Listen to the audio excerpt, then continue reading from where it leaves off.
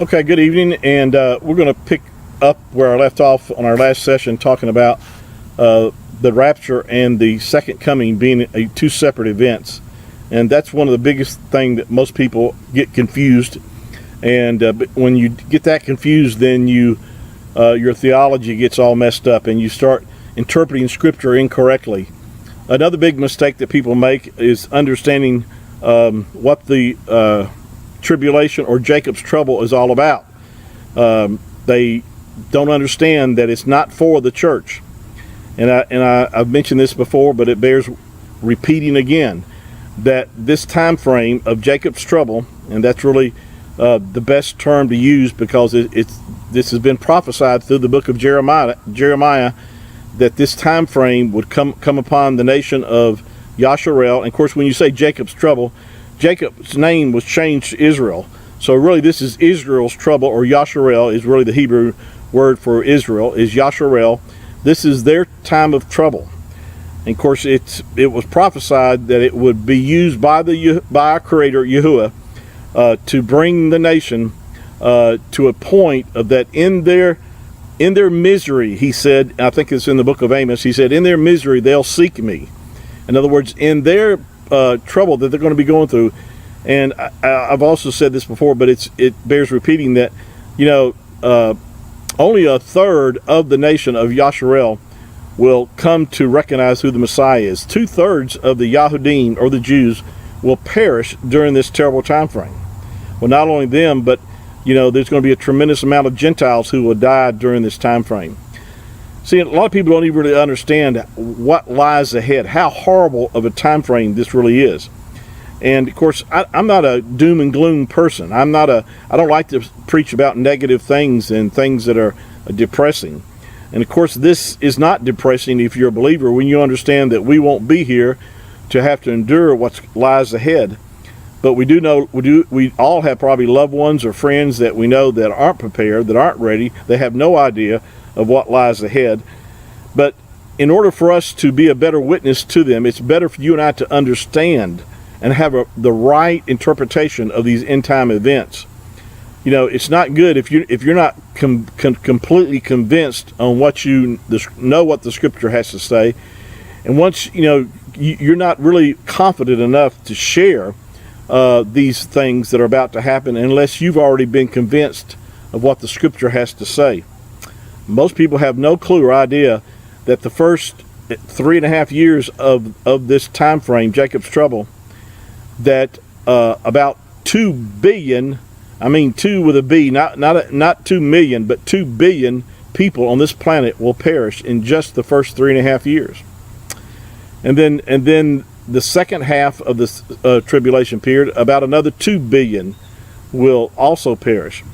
So this planet has close to 8 billion people. I think it's 7.4, 7.5 billion people on the earth today. And so during this time frame, the total of 7 years, about 4 billion, so over half the planet will die during this time frame. So like I said, there's never been any time like it before. And in fact, the Messiah said that if it wasn't cut short, that there would be no one left to be saved. And so that's his purpose for coming back at the second coming, at the Battle of Armageddon, to defeat the enemies of Yasharel, and also to remove the sinners that are left on the earth off the planet. Because once the millennial reign, and that means that Yahushua himself will reign on the earth from Jerusalem. He will rule and reign the planet, and once the millennial reign starts, all natural people that are living will be that's made it through the tribulation, whether they're Gentile believers or if they're Jews or Yahudim believers, they will be allowed to enter into the millennial reign of the Messiah. Now, of course, the church won't be here. We will be. Our new home is the New Jerusalem. That's what the book of Revelation says. Chapter 21 and 22 talks about the fact is that no one will be allowed to enter the New Jerusalem except those who are written in the Lamb's book of life. This is the separate teaching, and I don't want to get into much of this, but I'll just mention there's a book of life, and then there's a Lamb's book of life. The Lamb's Book of Life, I believe, is totally different from the Book of Life. The Lamb's Book of Life are those that have received the Messiah during the church age, during the time that the Ruach was given. Those are the ones that are married to the Messiah. In Revelation chapter 19, these are the ones that have made themselves righteous with the robes of righteousness that's given to us by the Messiah. It's not our righteousness, it's his righteousness that has been given to us, but it's because we put faith and trust in him that this righteousness has been imputed to us. And these are Jews and Gentiles who have come to know the Messiah and have put their faith and trust in him.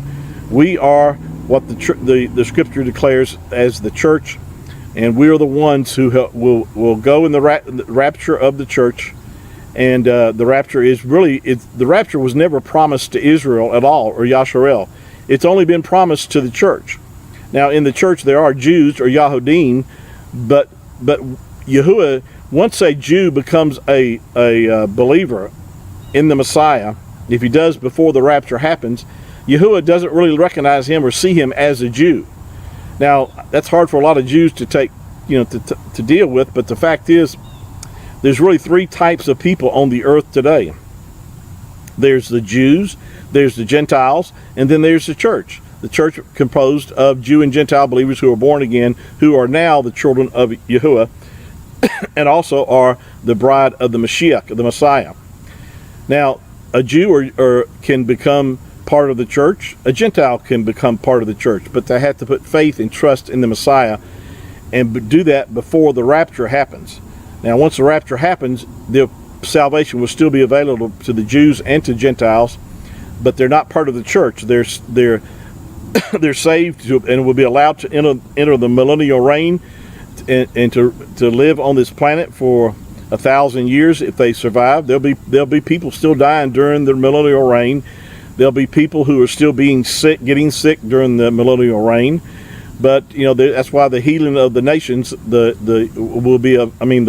tree of life will be available for the healing of the nations, and so forth. I don't want to get too far into all that, but the fact is that the church's home is in the New Jerusalem, or it's what people know today as heaven, but it's really a city coming down out of heaven, how it's described, and it's too big of a place to really rest upon this earth.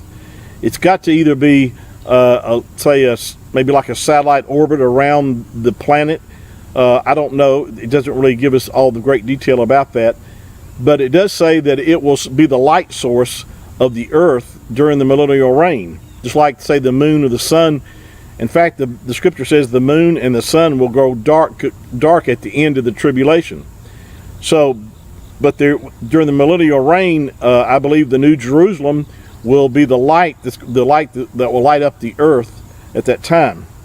That's not really that important to get into debate about that, but those are just things that appears to be what will happen.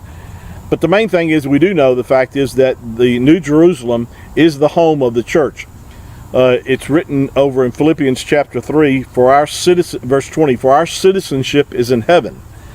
Oh wow, what a privilege and a blessing for those that are resurrected and redeemed. That will be our home.